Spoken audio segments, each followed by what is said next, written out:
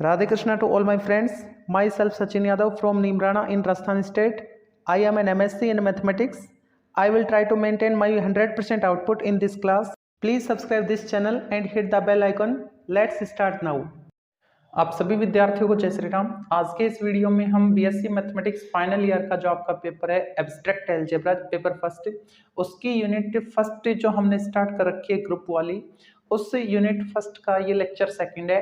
हालांकि अब भी हम ग्रुप पे नहीं आए और ये जो टॉपिक पढ़ रहे हैं ये आपके सिलेबस का पार्ट नहीं है, लेकिन ग्रुप को समझने के लिए उससे पहले जो उसकी आउटलाइन है उसको समझो। उससे पहले जो सेट थ्योरी है, रिलेशन क्या है, फंक्शन क्या है, इनको एक बार रिकॉल करना पड़ेगा। इनकी ग्रुप में जरूरत होगी। ठीक है, आपकी जो यूनिट है वो ग्रुप से स्टार्ट होती है, मतलब चैप्टर सेकंड से स्टार्ट होती है, लेकिन ग्रुप को समझने के लिए इनकी रिक्वायरमेंट है। ठीक है, इसलिए हम बेस बनाने के लिए ये सब पढ़ रहे हैं, सेट थ्योरी पढ़ रहे हैं। इसके बाद रिलेशन पढ़ेंगे, फंक्शन पढ़ेंगे। ठीक है, तो सेट थ्योरी में हमने सेट की डेफिनेशन को पढ़ लिया है।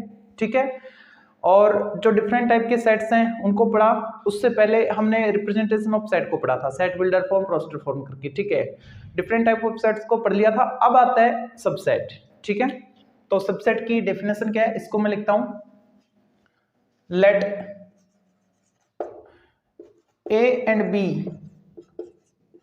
be two sets। ये मैंने कोई दो सेट ले लिए।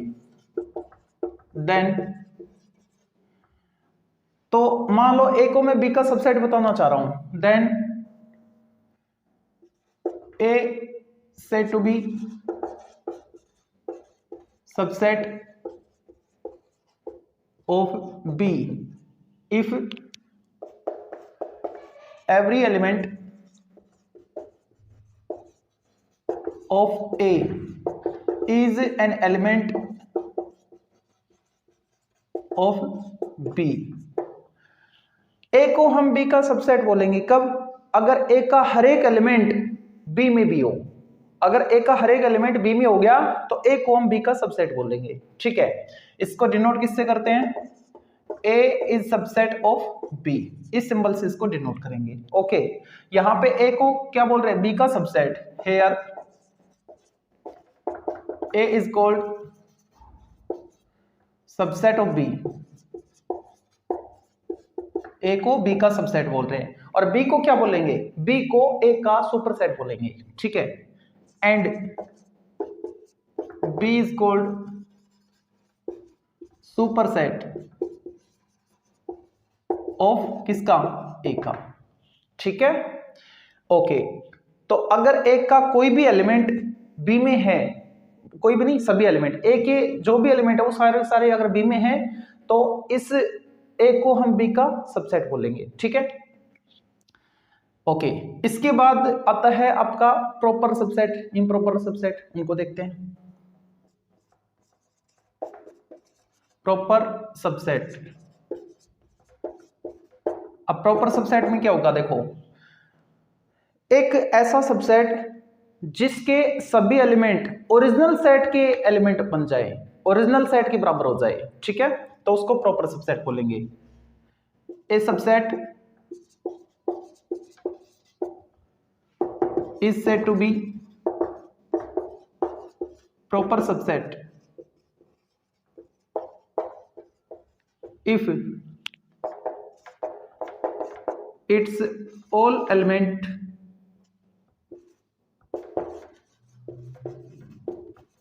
इसके सारे एलिमेंट became ओरिजिनल सेट। देखो कैसे, इसको एक एग्जांपल से समझते हैं। एग्जांपल ये, जैसे कि मैंने कोई एक सेट ले लिया सपोज A, और उसमें मैंने ये एलिमेंट लिए A B C, ये तीन एलिमेंट मैंने ले लिए। ठीक है, तो पहले इस सेट A के हम सबसेट बनाएंगे। A के सबसेट क्या क्या बन सकते हैं? All subsets of set A। किसी भी सेट के कितने सबसेट बनते हैं वो डिपेंड करता है उसकी कार्डिनलिटी पे। कार्डिनलिटी यानी नंबर ऑफ एलिमेंट पे। ठीक है, तो A में कितने एलिमेंट है? 3 एलिमेंट है। तो अगर इसमें किसी सेट में 3 एलिमेंट है तो उसके नंबर ऑफ सबसेट कितने बनेंगे? 2 raise to power n format से 2⁻³ यानी 8। तो इस सेट ए में 3 एलिमेंट है तो उसके कितने सबसेट बनेंगे? 8 सबसेट बनेंगे। ठीक है, जिनमें 2 तो फिक्स होते हैं, किसी भी सेट के 2 सबसेट तो फिक्स है। क्या? फाई एंड इटसेल्फ, फाई और वो खुद। ठीक है, तो अब इसके ऑल सबसेट क्या क्या बनेंगे? देखो, फाई हो गया, इटसेल्फ ए बी सी ये हो गया। ठीक है, ओके। उसके बाद सिंगल सिंगल एलिमेंट को ले लो, सबसेट चाहिए ना हमको। ठीक है, तो अगर मैं सिंगल एलिमेंट ए को लूं, अगर मैं सिंगल एलिमेंट बी को लूं और एक साइड बना दूं, सिंगल एलिमेंट सी को लूं एक साइड बना दूं। ठीक है, सिंगल तो हो गई। अब डबल डबल को ले लो, ए को और बी को ले लिया मैंने, अब मैं बी को और सी को ले रहा हूं, और अब मैं ए को और सी को ले रहा हूं।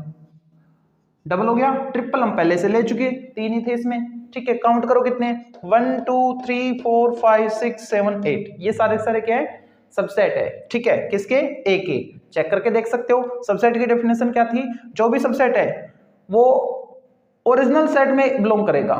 ठीक है, तो ये जो सेट है ये इसमें आ रहा है, इसका ये जो एलिमेंट है ना ये में आ रहा है। हमने क्या लिखा था? ए को बी का सबसेट कब बोलेंगे? जब ए का हर एक एलिमेंट बी में हो। ठीक है, तो ये जो है आपके पास ये इसका सबसेट बनेगा कब? इसका जो एलिमेंट है दैट इज सी, वो इस सेट ओरिजिनल सेट ए में हो। बिल्कुल है। अगर मैं इसको इसका सबसेट चेक करना चाह रहा हूं तो ये जो मैंने एलिमेंट लिखे ए और बी, ये ए और बी इस सेट में ओरिजिनल सेट में होनी चाहिए। बिल्कुल है, ए और बी और सी वो भी है, ए और सी वो भी है, सारे है। ठीक है, ओके। ये बात आपको ध्यान रखनी है, किसी भी सेट के 2 सबसेट तो होते ही होते, एक तो फाइव और एक इटसेल्फ। ओके, ठीक है, तो इस सेट ए के मैंने ये सबसेट बना दिए। टोटल कितने बनेंगे? 8 बनेंगे। ठीक है जी। अब इसमें सब अगर मैं प्रॉपर सबसेट की बात करूं तो प्रॉपर सबसेट क्या कर रहा है? A subset is said to be proper, यानी ये जो सबसेट है इन्हीं में से कोई ना कोई प्रॉपर सबसेट बनेगा। कौन बनेगा? आगे देखो, is said to be proper subset if its all element became original set, कि इसके सारे एलिमेंट मिलके क्या बनाए? Original set. ओरिजिनल सेट मतलब वो वापस से वही सेट बनाए जिसके आप सबसेट लिख रहे थे। ठीक है, ए बनाए, तो ए में क्या एलिमेंट है? A B C. तो ए बी सी वाला सेट देख लो, ए बी सी वाला सबसेट देख लो। ए बी सी इसमें नहीं है, इसमें नहीं, इसमें नहीं, इसमें नहीं, इसमें है। ठीक है, तो ये जो सबसेट है ना इसको हम बोलेंगे proper subset of set A. Okay, here A B C, subset A B C is called proper subset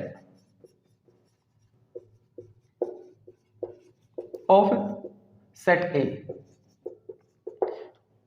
इस सबसेट को हम क्या बोलेंगे? Proper subset. बाकी जो बच गए उनको बोलेंगे improper subset. And remaining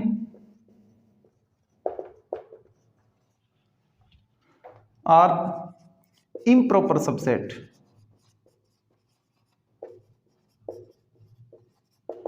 okay, तो किसी भी सेट का प्रॉपर सबसेट हमेशा एक ही होगा, और वो कौन? इटसेल्फ वाला। ठीक है, ओके। अब यहां पे नोट डाल के 2-3 पॉइंट लिखते हैं। अगर मैं एम्प्टी सेट की बात करूं, नल सेट की बात करूं, फाई की बात करूं, तो उसमें जो फाई है वो ही उसका प्रॉपर सबसेट होता है। ठीक है, in case of empty set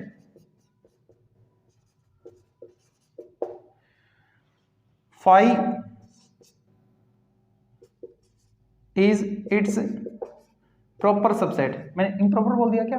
phi इसका प्रॉपर सबसेट बनेगा। ठीक है, phi it is its proper subset।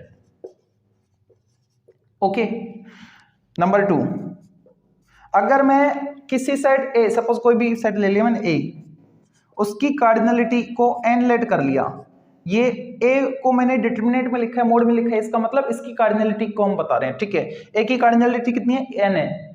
n क्या है? कार्डिनलिटी ऑफ सेट ए, और कार्डिनलिटी का मतलब नंबर ऑफ एलिमेंट। चलो मैं ये लिख देता हूं, number of elements in set A. Okay, अगर मैंने सेट ए में नंबर ऑफ एलिमेंट कितने लेट कर लिए? n लेट कर लिए। ओके, तो उसके कितने सबसेट बनेंगे? तो 2n फॉर्मेट से उसको लिखेंगे, है ना। तो इसके बाद आपको नोट करना है ये साइड वाला जो मैं यहां पे कर्ली ब्रैकेट के अंदर लिखूंगा। ठीक है।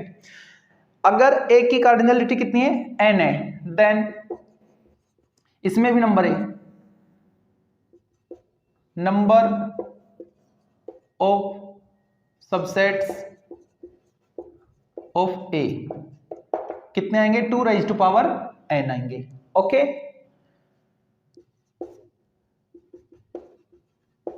नंबर ऑफ इम्प्रॉपर सबसेट्स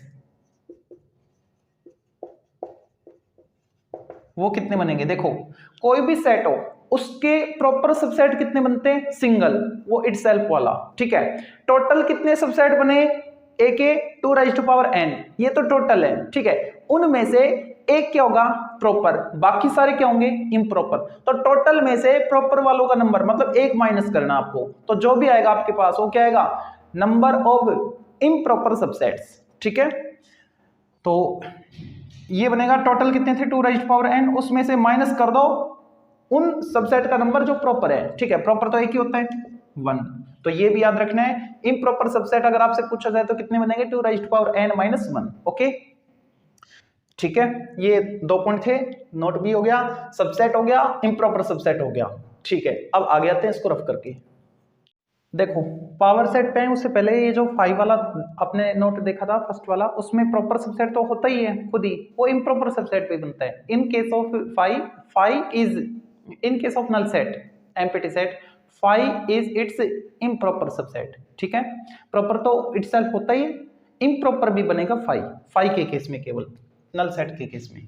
अब आते हैं पावर सेट पे। पावर सेट क्या है, जो भी हमने सबसेट बनाए ना, जैसे अभी थोड़ी देर पहले ए के सबसेट लिखे थे, 8 सबसेट आए थे, ठीक है, एबीसी एलिमेंट के साथ लिखे थे, तो बिखरे हुए थे। अगर मैं उनका कलेक्शन कर दूं, मतलब उनका एक सेट बना दूं, कर्ली ब्रैकेट के अंदर डाल दूं, तो वो जो पूरा सेट बनेगा ना, उस सेट को हम पावर सेट बोलेंगे। इसका मतलब collection of all subset of that set is called power set, ठीक है। तो यहां पे मैं कोई एक सेट लेके चल रहा हूं, suppose capital X, let capital X be a set, ठीक है। Then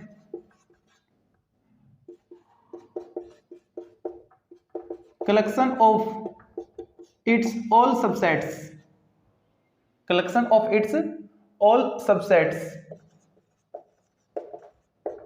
is called power set.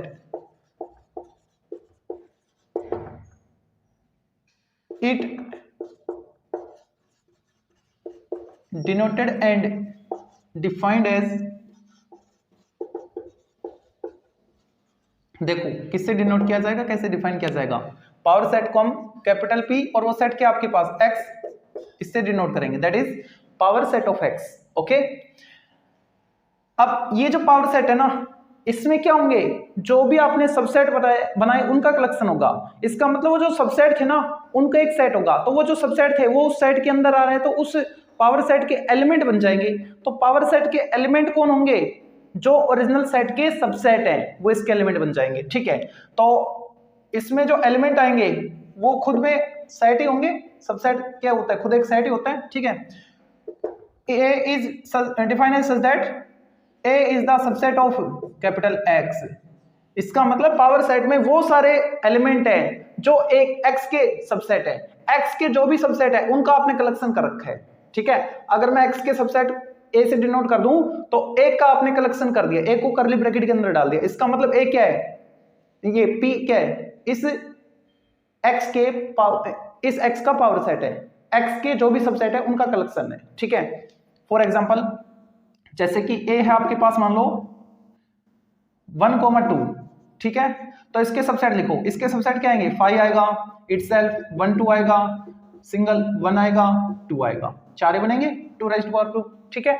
ये अभी बिखरे हुए हैं, अगर मैं इनका कलेक्शन कर दूं, मतलब कर्ली ब्रैकेट के अंदर डाल दूं, तो ये पूरा एक सेट बन गया, और वो सेट क्या है, पावर सेट ऑफ ए, ठीक है।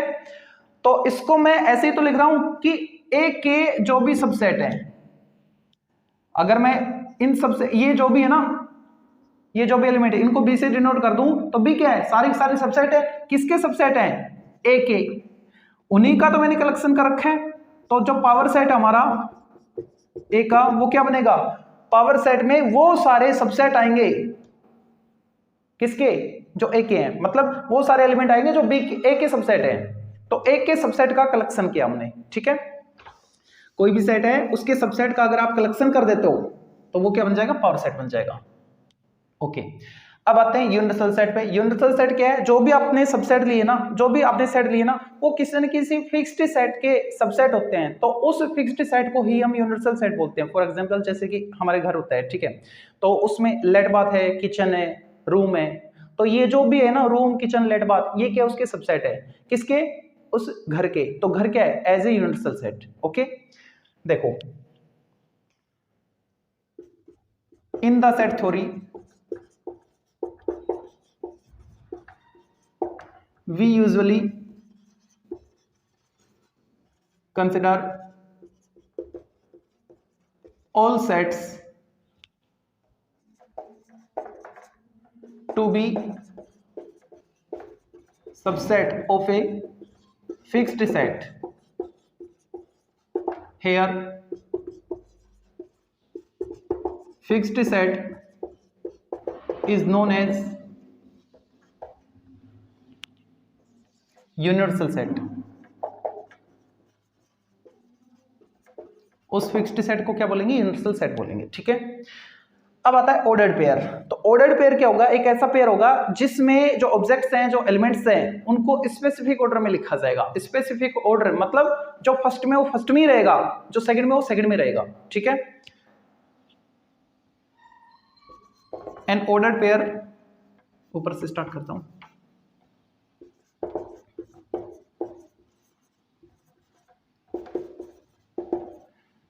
is a pair of objects या फिर एलिमेंट्स, ऑब्जेक्ट बोलो एलिमेंट बोलो एक ही बात है, ठीक है, टेकन इन स्पेसिफिक ऑर्डर।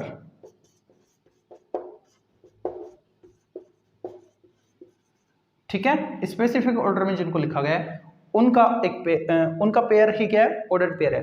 देखो मैंने क्या लिखा है, N ordered pair is a pair. Ordered pair एक ऐसा पेयर होगा ऑब्जेक्ट्स का या एलिमेंट्स का जिनको, मतलब एलिमेंट्स को स्पेसिफिक ऑर्डर में लिखा गया हो, ठीक है।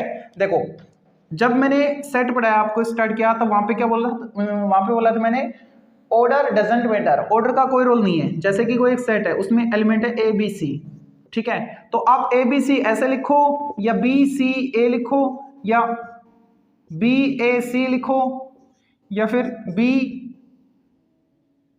ए सी हो गया, सी ए बी लिखो, कैसे भी लिखो, ठीक है।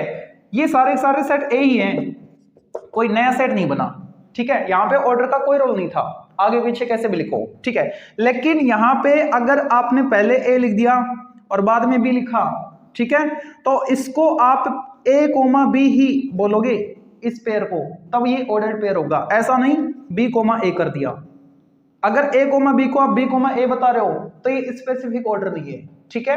ओके, स्पेसिफिक ऑर्डर नहीं है मतलब ये ऑर्डर्ड पेयर नहीं है। ओके, यहां पे जो भी हमने एलिमेंट लिए थे उनको करली ब्रैकेट के अंदर बंद किया था तो वो सेट बना था, और यहां पे ओपन ब्रैकेट, ठीक है, स्मॉल ब्रैकेट इसके अंदर लिखा जाएगा और इनका स्पेसिफिक ऑर्डर होगा, यहां पे ऑर्डर का रोल है। ओके, इनमें ऑर्डर का कोई रोल नहीं था, ऑर्डर डजंट मैटर, और इनमें ऑर्डर मैटर करता है, ठीक है। अच्छा, अब इनको लिखा कैसे जाता है उसको भी लिख देते हैं। Ordered pair can be written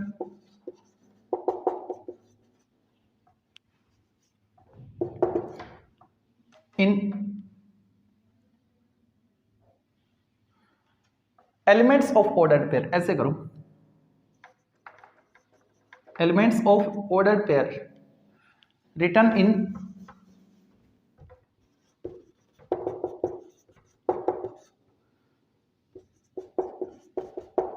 listing form, listing specific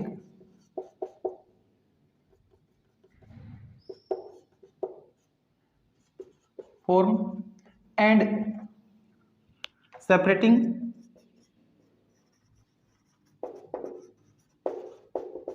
with comma। Okay, comma एक साथ सेपरेट किए जाएंगे, ठीक है, जैसे कि ए कोमा बी अभी आपने देखा था। ओके, तो जो एलिमेंट है ऑर्डर पेयर के, उनको हम कैसे लिखेंगे, स्पेसिफिक ऑर्डर में लिखेंगे। पहले अगर ए आ गया तो एक का मतलब ए ही रहेगा पहले, बाद में बी आ रहा है, और दोनों एलिमेंट को हम कोमा के साथ सेपरेट करेंगे, कोमा ए कोमा।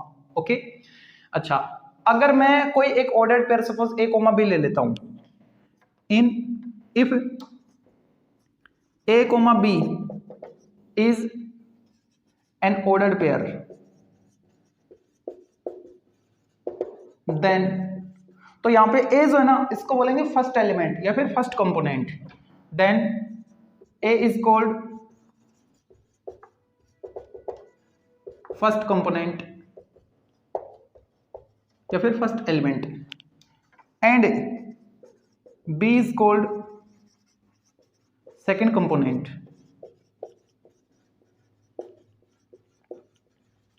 ठीक है, ओके, अगर आपको दो ऑर्डर्ड पेयर दे दिए जाएं और उनकी इक्वलिटी की को चेक करना हो, ठीक है, तो वो देखो कैसे चेक करोगे,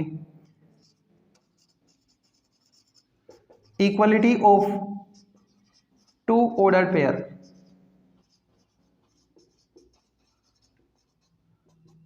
देखो, मान लो आपके पास दो ऑर्डर्ड पेयर हैं, एक तो है, अरे रुक जा,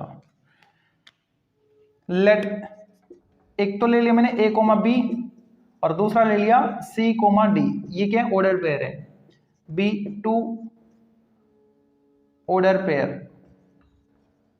टू ऑर्डर पेयर। तो इनको हम इक्वल बताएंगे कब, then A comma B and C comma D are said to be या फिर विल बी इक्वल, ऐसे लिखो, will be equal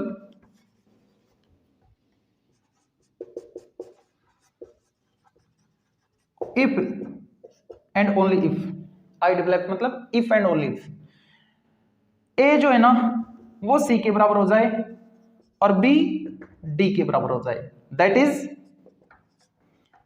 A comma B equal C comma D, ये दोनों ऑर्डर्ड पेयर इक्वल होंगे, कब होंगे, if and only if first component इसके फर्स्ट कंपोनेंट की इक्वल हो जाए, A equal C, and second वाला इस सेकंड की इक्वल हो जाए, बी इक्वल डी। अगर फर्स्ट कंपोनेंट इसका फर्स्ट और इसका फर्स्ट दोनों सेम हो, इसका सेकंड इसके सेकंड वाले के सेम इक्वल हो, तो उस केस में ए कोमा बी और सी कोमा डी, ये जो ऑर्डर्ड पेयर है, ये दोनों इक्वल हो जाएंगे। ठीक है, ओके, तो ऑर्डर पेयर हो गया। अब इसका जो यूज है ना वो कार्टेशियन प्रोडक्ट में आता है। ठीक है, अगर आपके पास दो सेट हैं सपोज ए और बी, तो उनका जो कार्टेशियन प्रोडक्ट करते थे क्रॉस, ठीक है, तो उसके जो एलिमेंट है वो ऑर्डर्ड पेयर होते हैं, ऑर्डर्ड पेयर में लिखे जाते हैं। ठीक है, तो अब उस कार्टेशियन प्रोडक्ट पे आते हैं, इसको रफ करके। अगर आपको दो सेट दे दिए जाए सपोज ए और बी, उनका कार्टेशियन प्रोडक्ट आपसे पूछा जाए तो वो क्या होगा। देखो, दो सेट का कार्टेशियन प्रोडक्ट कैसे निकालते हैं, तो मैं कोई दो सेट लेट कर लेता हूं ए और B, let capital A and capital B be two non empty sets, non empty sets, then Cartesian product of A and B denoted by A cross B, A cross B से इसको denote करते हैं। और Cartesian product is, Cartesian product A और B का क्या होगा, is set of all ordered pair,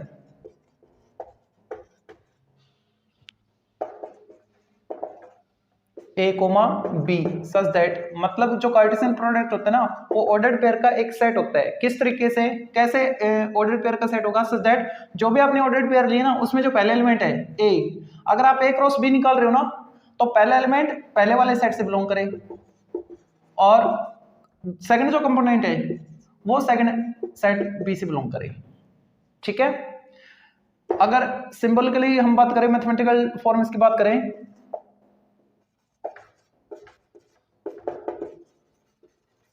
तो ए क्रॉस बी क्या बनेगा, ए क्रॉस बी इक्वल, ए क्रॉस बी किनका कलेक्शन है, किनका सेट है, वो set of all ordered pair को डिनोट कर रहा है, ठीक है। तो सपोज ए कोमा बी इस टाइप के ऑर्डर्ड पेयर होंगे, डिफाइन एज दैट किस तरीके से कि जो पहला एलिमेंट है, पहला जो कंपोनेंट है वो तो पहले सेट से बिलोंग करे एंड दूसरा दूसरे वाले सेट से बिलोंग करे, ठीक है। तो ये ए क्रॉस बी होता है। Okay, for example suppose set ए है आपके पास 1 2 3 और सेट बी है मान लो x कोमा y, ठीक है। तो अगर मैं ए क्रॉस बी निकालूं तो ए क्रॉस बी क्या आएगा, देखो ए क्रॉस बी, ए लिखो पहले 1 2 3 क्रॉस बी लिखो x कोमा y। तो ए क्रॉस बी जो है उसमें ऑर्डर्ड पेयर होंगे किस टाइप से, पहला एलिमेंट एक का है तो दूसरा एलिमेंट बी का होना चाहिए, ठीक है। ऐसे नहीं पहले बी का आ गया दूसरा एक का, स्पेसिफिक ऑर्डर नहीं होगा, फिर वो ऑर्डर्ड पेयर नहीं बनेगा। ओके, तो अगर मैं इसका सपोज 1 एलिमेंट लेता हूं, ठीक है, तो उसको मैं बी के एलिमेंट के साथ लिखूंगा। अब बी का कोई भी एलिमेंट आ सकता है, y या x, सपोज x आ गया, अब मैं 1 इधर से 1 ले रहा हूं और इधर से y ले सकता हूं। ऐसा जरूरी थोड़ी 1 के लिए हो, 2 के लिए भी बन सकते हैं, ठीक है। 2 के साथ x आ जाए, बस आपको ये ध्यान रखना है कि पहले वाला जो कंपोनेंट है ना ऑर्डर्ड पेयर में, वो पहले वाले सेट से बिलोंग करे, दूसरे वाला दूसरे वाले सेट से बिलोंग करे। और क्या होगा 2 y 3 x 3 y, ये है a क्रॉस b, ठीक है। अगर मेरे को मान लो b क्रॉस a निकालना होता, क्या b क्रॉस a, तो पहले b लिखते x y क्रॉस a लिखते 1 2 3, तो ये बनता, अब की बार पहले b का एलिमेंट आएगा, ये एलिमेंट आएगा x, फिर a का एलिमेंट आएगा 1, ये ऑर्डर्ड पेयर बन गया। ऐसे ही दूसरा बनाओ, x 2 बन सकता है, x 3 बन सकता है, ऐसे ही y1 y2 y3, तो ये क्या है, b क्रॉस a है। ओके, अब इस एग्जांपल से जो हम ऑब्जर्वेशन नोट कर रहे हैं वो देखो, from above example we observe that number 1, क्या a क्रॉस b और b क्रॉस a दोनों इक्वल है। a क्रॉस b क्या, देखो 1 x, क्या ये एलिमेंट b में है कि 1 x, नहीं, x 1 है, तो 1 x x 1 कैसे हो जाएगा, नहीं होगा, इक्वल नहीं होगा ये, ठीक है। तो ये एलिमेंट नहीं मिला और एक एलिमेंट भी नहीं मिला, तो आगे वालों को चेक करो ही मतलब, ठीक है।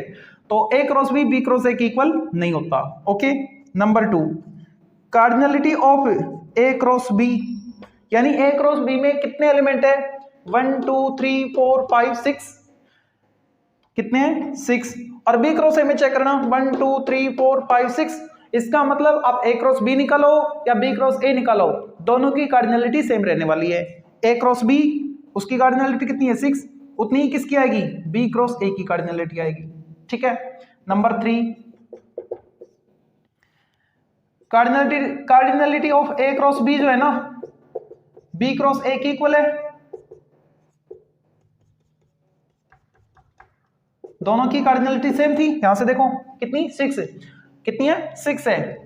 तो ये मेरे को कैसे मिल रही है, देखो a में कितने एलिमेंट है 3, b में कितने हैं 2, तो दोनों की कार्डिनलिटी का प्रोडक्ट भी तो कर सकते हैं ना, मतलब cardinality of a into cardinality of b, यानी a में जितने एलिमेंट है और b में जितने एलिमेंट है उन दोनों का जो नंबर है उनको मल्टीप्लाई कर दो, वो a क्रॉस b की या b क्रॉस a की कार्डिनलिटी आ जाएगी, ठीक है। a क्रॉस a में कितने एलिमेंट 3, b में कितने 2, दोनों को मल्टीप्लाई किया 6, तो ये 6 इसी की कार्डिनलिटी है, a क्रॉस b या b क्रॉस a। ओके, तो ये 3 पॉइंट भी आपको ध्यान रखने हैं।